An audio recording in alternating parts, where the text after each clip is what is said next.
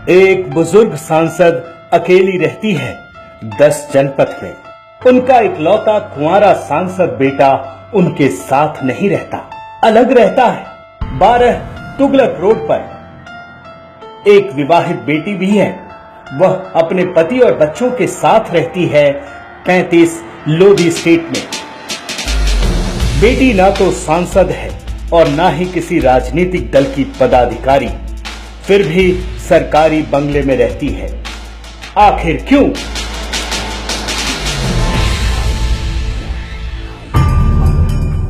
बेटा मां के साथ नहीं रह सकता, उसे अलग सरकारी बंगला चाहिए। आखिर क्यों? यानी भाई ना बहन के साथ रहता है, न विशाल सरकारी बंगले में रहने वाली अकेली मां के साथ रहता है। आखिर क्यों? क्या आपको पता है कि इन सब के सरकारी बंगले का खर्च हम और आप अपने खून पसीने की कमाई से देते हैं? आखिर क्यों?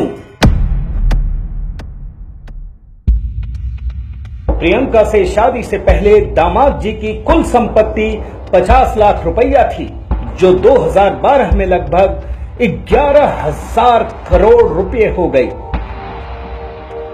जानते हैं क्यों? क्योंकि मोदी जी चोर हैं। उधर मोदी जी के सारे भाई भतीजे उनके 12 साल मुख्यमंत्री और 4.5 साल तक प्रधानमंत्री रहने के बाद भी जस के तस रहे, क्योंकि राहुल, कांग्रेस और दामाद जी तीनों घनघोर ईमानदार हैं। अब जरा मोदी जी के परिवार को समझिए।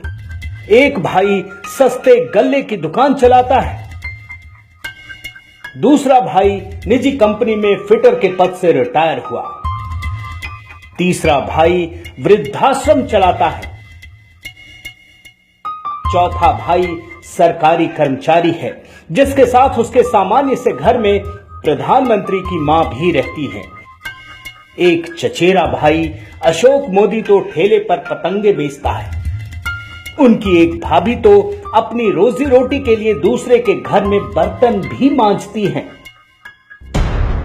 यानी एक तरफ बिना किसी सरकारी सेवा के एक ही परिवार के 3 लोग सरकारी ठाठ का मजा ले रहे हैं, दूसरी तरफ देश के सर्वोच्च पद पर बैठा 4.5 साल तक प्रधानमंत्री और 12 साल तक मुख्यमंत्री पद पर रहने वाले शख्स का परिवार आम इंसान की जिंदगी जी रहा है। अब आप तय कर लीजिए कि चोर कौन है और ईमानदार कौन है।